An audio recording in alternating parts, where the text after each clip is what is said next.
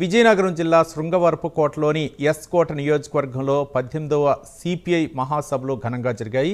ఈ కార్యక్రమంలో ముఖ్య అతిథిగా రాష్ట్ర CPI control committee chairman P Kameswara Rao పాల్గొన్నారు. రాష్ట్రంలో కూటమిలోని ప్రభుత్వ సూపర్ 6 పథకాలు ఎక్కడా అమలు కాలేదని విమర్శించారు.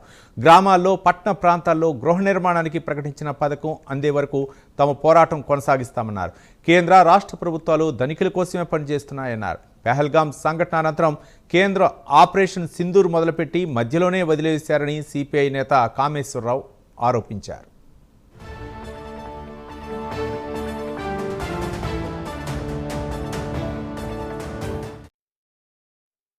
కమ్యూనిస్ట్ పార్టీ సిపిఐ 100 సంవత్సరాల జీవితంలో కమ్యూనిస్ట్ పార్టీ పుట్టి 100 సంవత్సరాలు అయింది. ఈ 100 సంవత్సరాల్లో దేశంలో ఉన్నటువంటి అతిపెద్ద పార్టీల్లో కాంగ్రెస్, కమ్యూనిస్టే 2 పార్టీలే 100 ఏళ్లు నిండినటువంటి పార్టీలు. ఈ 100 సంవత్సరాల్లో పేదల కోసం, అట్టడుగు వర్గాల కోసం, కార్మికుల కోసం, మహిళల కోసం, రైతుల కోసం, విద్యార్థుల కోసం, యువకుల కోసం అనేక పోరాటాలు నడిపి ఈవేళ 8 గంటల పని విధానాన్ని తీసుకొచ్చిన, కనీస వేతనాన్ని తీసుకొచ్చిన, కనీస హక్కులు తీసుకొచ్చిన, మహిళలపై దాడులు అరికట్టడానికి హక్కులు తీసుకొచ్చిన, ఉపాధి హామీ చట్టాన్ని తీసుకొచ్చిన, అటవీ హక్కుల చట్టాన్ని తీసుకొచ్చిన, ఈవేళ ఇన్ఫర్మేషన్ యాక్ట్ సమాచార హక్కును తీసుకొచ్చిన, ఇవాళ భారత కమ్యూనిస్ట్ పార్టీ ఒక్కటే ఈ దేశంలో ఈ ప్రజలకు అవసరమైనటువంటి ఇన్ని చట్టాలని తీసుకొచ్చినటువంటి ఘన చరిత్ర కలిగింది భారత కమ్యూనిస్ట్ పార్టీ సిపిఐ.